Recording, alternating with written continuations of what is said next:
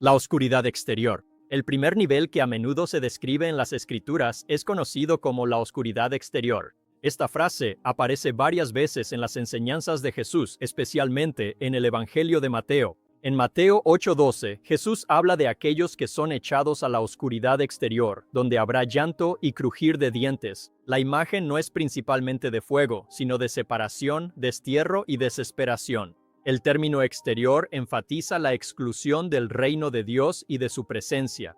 Mientras que el cielo se representa como un lugar de luz, comunión y celebración, la oscuridad exterior representa ser excluido del banquete, quedando solo en aislamiento. La frase llanto y crujir de dientes refuerza la idea de un remordimiento y dolor continuos. El llanto transmite luto y desesperanza, mientras que el crujir de dientes sugiere tanto ira como frustración. Juntos describen una existencia en la que las personas se dan cuenta de la finalidad de su condición perdida. No hay restauración, ni una segunda oportunidad, solo la conciencia del rechazo.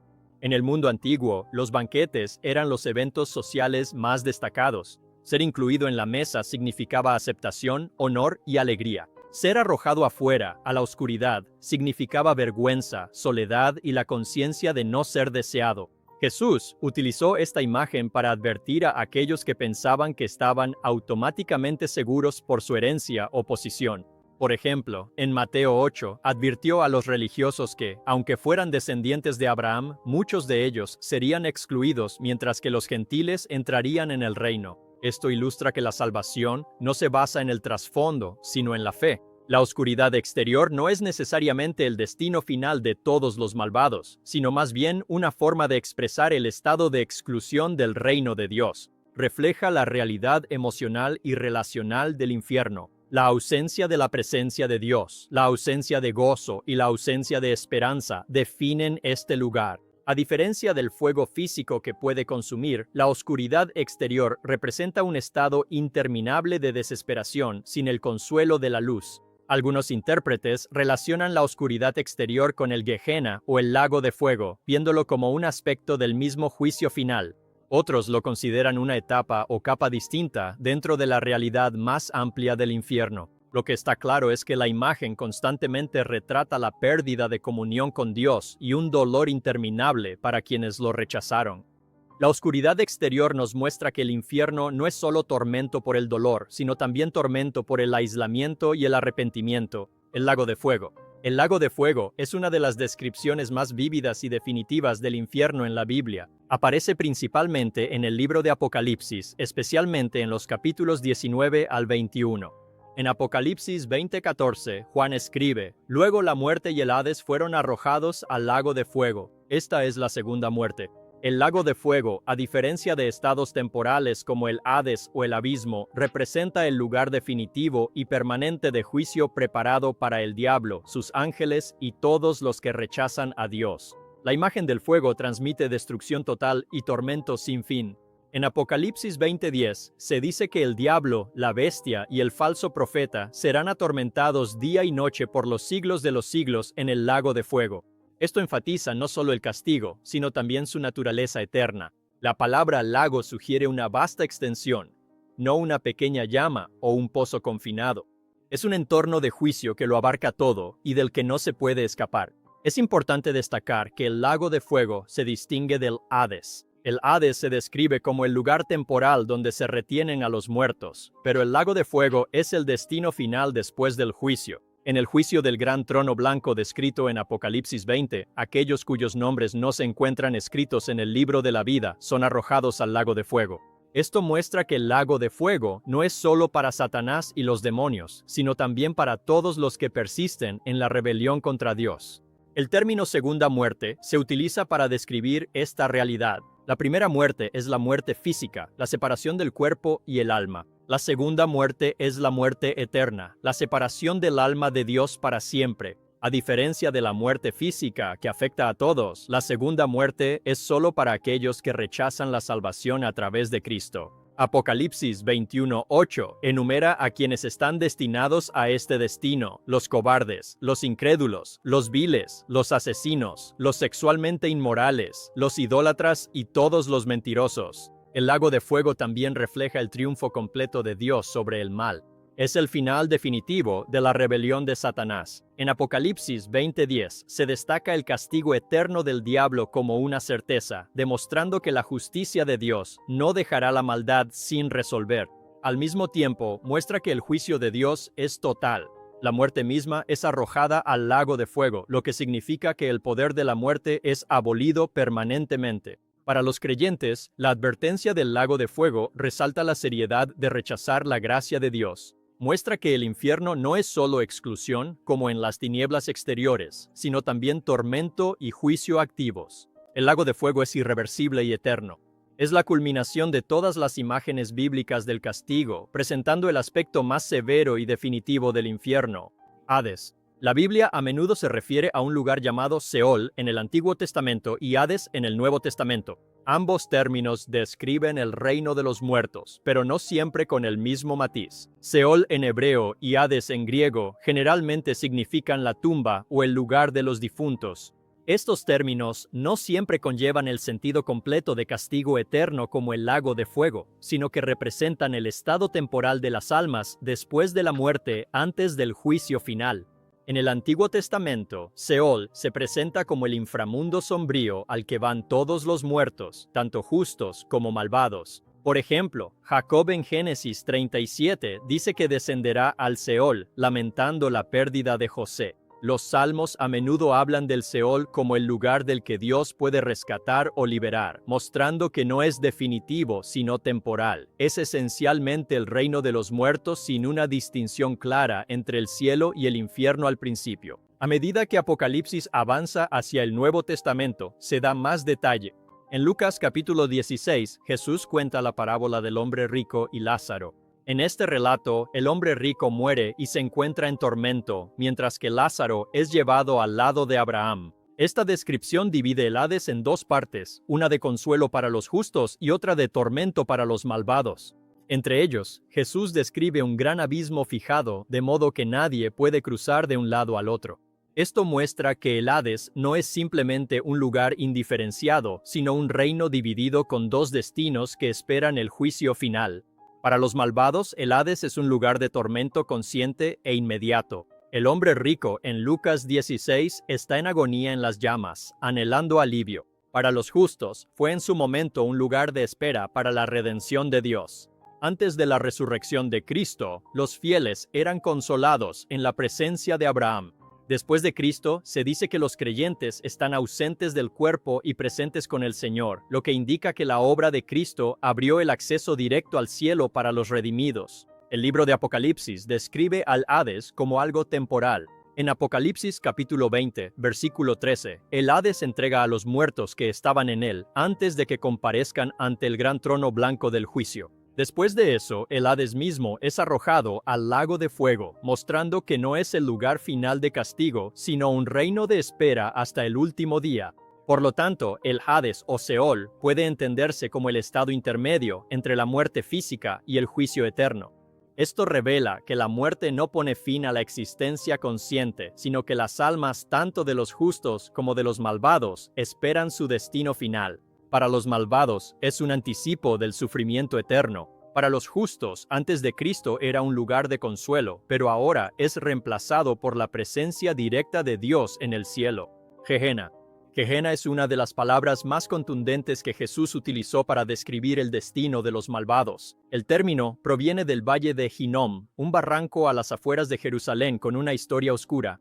En el Antiguo Testamento, el valle de Hinnom estaba asociado con la idolatría y el sacrificio de niños, especialmente bajo reyes como Acaz y Manasés, quienes ofrecieron a sus hijos en el fuego a dioses falsos. Este valle se convirtió en un símbolo de corrupción, profanación y juicio divino. Para la época de Jesús, se utilizaba como una metáfora del infierno mismo.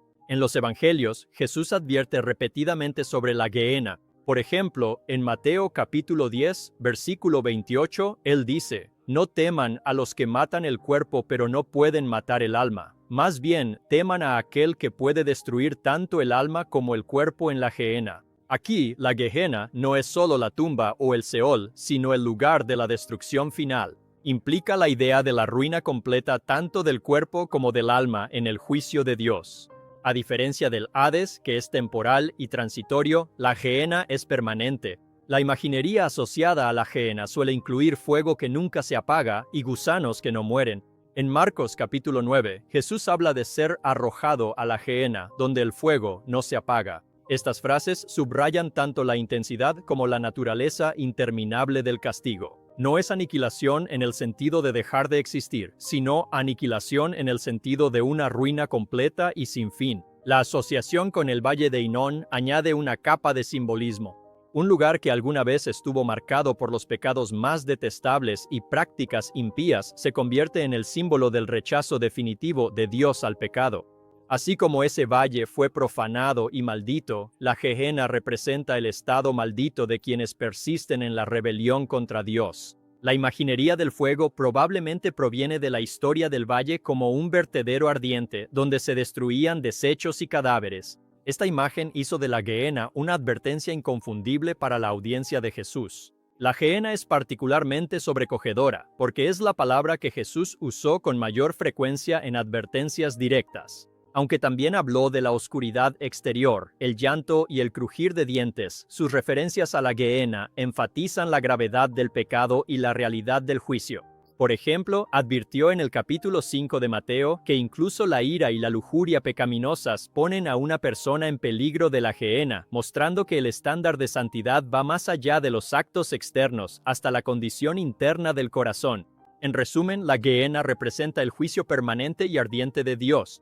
No es un lugar de espera temporal como el Hades, sino el destino final irreversible de quienes rechazan la salvación de Dios. El uso de un valle histórico real, asociado con pecados detestables, hace que la advertencia sea aún más concreta. Para los oyentes de Jesús, la Gehenna significaba no solo horror físico, sino el rechazo eterno de la presencia de Dios. El abismo sin fondo. Otro nivel del infierno mencionado en las Escrituras es el abismo sin fondo, también llamado el abismo. Este término aparece varias veces en el Apocalipsis y en otros pasajes del Nuevo Testamento. A diferencia de la Gehenna o el lago de fuego, que son lugares finales de juicio, el abismo funciona como un lugar de encarcelamiento temporal, especialmente para seres demoníacos. En el capítulo 9 de Apocalipsis, durante el toque de la quinta trompeta, Juan describe una estrella que cae del cielo a la tierra.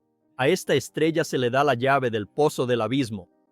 Cuando se abre, sale humo como el humo de un gran horno, y de él salen criaturas parecidas a langostas que atormentan a las personas en la tierra. Esto muestra que el abismo no está vacío, sino que es un lugar de confinamiento para seres espirituales que esperan ser liberados. El hecho de que tenga un pozo con una llave indica que Dios controla cuando se abre y se cierra. Más adelante, en el capítulo 20 de Apocalipsis, se menciona nuevamente el abismo. Un ángel desciende del cielo llevando una gran cadena y la llave del abismo. Él apresa al dragón, identificado como el diablo o Satanás, y lo encadena por 1000 años. Durante ese periodo, Satanás está encerrado en el abismo para que no pueda engañar a las naciones. Esto ilustra que el abismo es una prisión para los ángeles caídos y las fuerzas demoníacas, no su destino final. Después de los 1000 años, Satanás es liberado brevemente antes de su juicio final en el lago de fuego. El apóstol Pedro también insinúa esta idea en la segunda carta de Pedro, capítulo 2, versículo 4, donde dice que Dios arroja a ciertos ángeles pecadores a cadenas de oscuridad tenebrosa para ser guardados hasta el juicio. El libro de Judas refleja esto, hablando de ángeles que no guardaron su dignidad, sino que son mantenidos en cadenas eternas bajo oscuridad hasta el gran día. Estas referencias se alinean con el concepto del abismo como un lugar de retención para los espíritus rebeldes. La naturaleza sin fondo del abismo transmite una profundidad infinita, un lugar sin estabilidad ni fundamento. Representa confinamiento, desesperación y separación total. A diferencia de las tinieblas exteriores, que enfatizan la exclusión, o Gehenna, que enfatiza la destrucción por fuego, el abismo enfatiza el encarcelamiento y la restricción. Sus habitantes están restringidos, incapaces de actuar libremente hasta el momento señalado por Dios. El abismo resalta la soberanía de Dios sobre los poderes malignos. Incluso, los seres espirituales más destructivos están bajo su control, encerrados hasta que Él decrete su liberación. Esto recuerda a los lectores que Satanás y sus fuerzas no son libres de actuar sin límites, sino que permanecen bajo la autoridad divina. En resumen, el pozo sin fondo es la prisión temporal de las fuerzas demoníacas, un lugar de restricción y confinamiento. Esto muestra que, aunque el juicio final espera en el lago de fuego, Dios ya ha limitado la actividad del mal, encerrando a ciertos seres en el abismo. Es un nivel del infierno que subraya tanto la severidad del juicio de Dios como su completo control sobre el reino invisible. Tártaro. El Tártaro es otro nivel del infierno mencionado brevemente en el Nuevo Testamento y es distinto tanto del Hades como del abismo. La palabra aparece solo una vez en 2 de Pedro, capítulo 2, versículo 4, donde dice que Dios no perdonó a los ángeles que pecaron, sino que los arrojó al Tártaro, entregándolos a prisiones de oscuridad para ser reservados para el juicio. El verbo griego utilizado allí significa literalmente arrojar al Tártaro, que era un término de la mitología griega que se refería a la parte más profunda del inframundo. En el pensamiento griego clásico, el Tártaro estaba incluso más abajo que el Hades, una prisión para los peores dioses y titanes. Pedro toma deliberadamente este término para describir el destino de los ángeles rebeldes que pecaron contra Dios. Al usar esta palabra, comunica la extrema severidad de su castigo. Para los lectores judíos influenciados por la cultura griega, la mención del Tártaro transmitiría de inmediato la idea de la prisión más profunda y aterradora imaginable. La naturaleza del pecado que llevó a estos ángeles al Tártaro es motivo de debate. Algunos estudiosos lo relacionan con los eventos del capítulo 6 de Génesis, donde los hijos de Dios tomaron mujeres humanas y produjeron a los Nefilim. Otros lo vinculan con la rebelión original de Satanás y sus seguidores. Independientemente de cuál episodio se tenga en mente, el punto es que ciertos ángeles cometieron una rebelión tan grave que Dios los confinó en el Tártaro hasta el juicio final. Por lo tanto, el Tártaro no es un lugar para las almas humanas, sino específicamente para los ángeles caídos. Se dice que los humanos van al Hades o eventualmente al lago de fuego, pero el Tártaro es una prisión para seres sobrenaturales que esperan su condena final. Esta distinción es importante porque muestra que no todos los aspectos del infierno son idénticos. Algunos reinos están diseñados para el juicio humano, mientras que otros son específicamente para rebeldes espirituales. La descripción de cadenas de oscuridad en 2 de Pedro y la referencia de Judas a cadenas eternas enfatizan la desesperanza de este confinamiento. Estos seres no pueden escapar ni pueden influir directamente en el mundo hasta el día en que Dios lo permita. A diferencia del abismo, que se abre en ciertos momentos en el Apocalipsis, el Tártaro se presenta como una prisión cerrada y definitiva hasta el juicio. Al incluir este detalle, la Escritura recuerda a los lectores la seriedad de la rebelión contra Dios. Incluso los ángeles poderosos, superiores en fuerza a los humanos, no están exentos del juicio. Su confinamiento en el Tártaro demuestra que la autoridad de Dios se extiende a todos los niveles de la creación y que ningún acto de desafío quedará sin castigo. En resumen, el Tártaro representa la prisión más profunda del infierno, reservada no para los humanos, sino para los ángeles que cometieron una rebelión extraordinaria. Es un reino de cadenas y oscuridad, distinto de Hades, Gehenna o el lago de fuego. Su mención en las Escrituras es breve pero significativa, subrayando la justicia de Dios contra los poderes espirituales que se apartaron de él.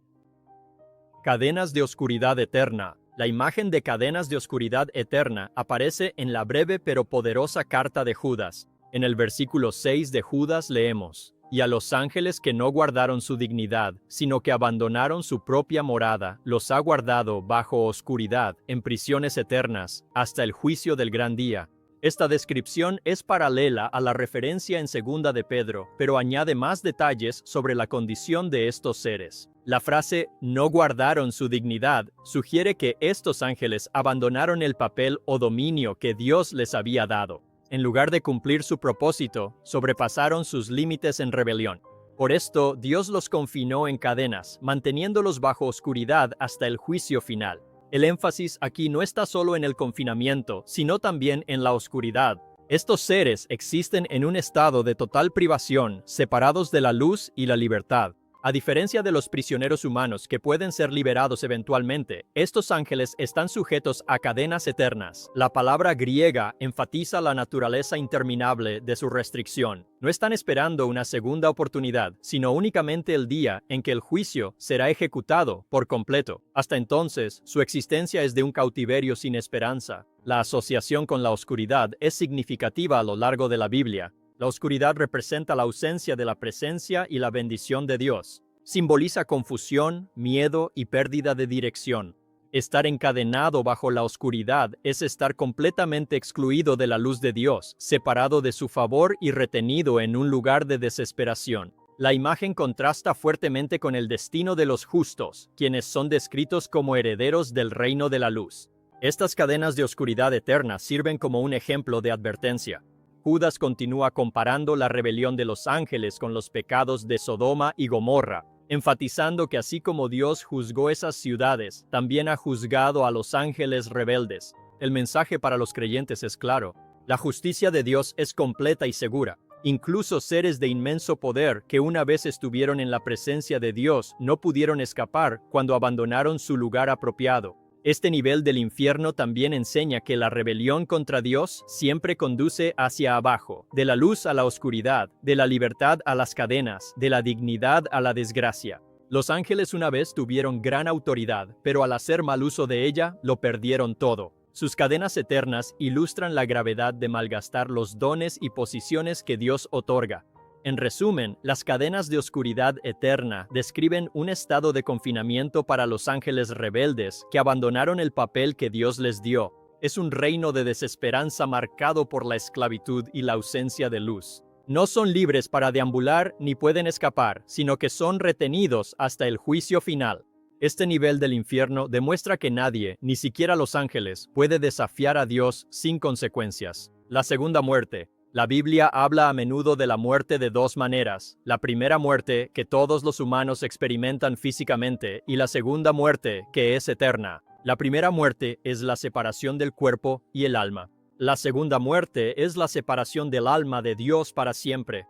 Este concepto se define con mayor claridad en el libro de Apocalipsis. En Apocalipsis capítulo 20:14, Juan escribe: «Entonces la muerte y el Hades fueron arrojados al lago de fuego». Esta es la segunda muerte, el lago de fuego. Aquí, la segunda muerte no es un estado temporal, sino el resultado final del juicio. La muerte física puede reclamar el cuerpo una vez, pero la segunda muerte es una realidad continua de separación eterna de Dios. La segunda muerte está reservada para aquellos cuyos nombres no están escritos en el libro de la vida. Apocalipsis capítulo 20, versículo 15 lo deja explícito. Si el nombre de alguno no se halló escrito en el libro de la vida, fue arrojado al lago de fuego. Esto muestra que la segunda muerte no es accidental ni incierta, sino un juicio deliberado y definitivo, basado en la respuesta de cada uno a la oferta de salvación de Dios en Cristo. La seriedad de la segunda muerte se enfatiza en Apocalipsis capítulo 21, versículo 8, donde se da una lista de quienes están destinados a ella. Los cobardes, los incrédulos, los abominables, los asesinos, los sexualmente inmorales, los hechiceros, los idólatras y todos los mentirosos. La inclusión tanto de pecados extremos como de engaños cotidianos resalta que el pecado, en cualquier forma, separa de Dios y solo aquellos cubiertos por la justicia de Cristo son librados. A diferencia de la primera muerte, que puede traer tristeza pero a menudo se considera natural, la segunda muerte es completamente antinatural. La humanidad fue creada para tener comunión con Dios, no para la separación eterna. La segunda muerte representa la completa inversión del diseño de Dios para la vida. En lugar de comunión con Él, es exclusión. En lugar de luz, es oscuridad. En lugar de gozo, es arrepentimiento eterno. El término muerte no comunica aniquilación, sino separación. Así como la muerte física no termina con la existencia, sino que separa el cuerpo y el alma, de igual manera, la segunda muerte no acaba con el alma, sino que la separa de la presencia de Dios y de toda bondad. Esto convierte a la segunda muerte en el aspecto más temible del infierno, ya que significa un estado interminable de pérdida, sin esperanza de restauración. La segunda muerte también es definitiva. Hebreos 9:27 dice: «Está establecido que los hombres mueran una sola vez, y después de esto, el juicio». No hay ciclo de reencarnación ni posibilidad de reversión. Una vez que ocurre la segunda muerte, el estado es permanente. En resumen, la segunda muerte es la realidad eterna que espera a quienes rechazan a Dios. No es simplemente física o simbólica, sino una separación consciente y eterna de Dios en el lago de fuego. Es la culminación de todas las demás descripciones del infierno: la oscuridad, las cadenas, el fuego, el tormento reunidos en el juicio final. Recuerda esto: esos mismos poderes que cayeron en la oscuridad aún susurran por el mundo hoy en día. El mayor peligro no siempre es la rebelión abierta, sino el engaño silencioso que parece verdad. En el próximo video, descubriremos cómo Satanás tergiversa las escrituras, disfraza el mal de luz y difunde sus mentiras más sutiles. Mira cada engaño peligroso de Satanás explicado en detalle y conoce las tácticas que nunca debiste ignorar.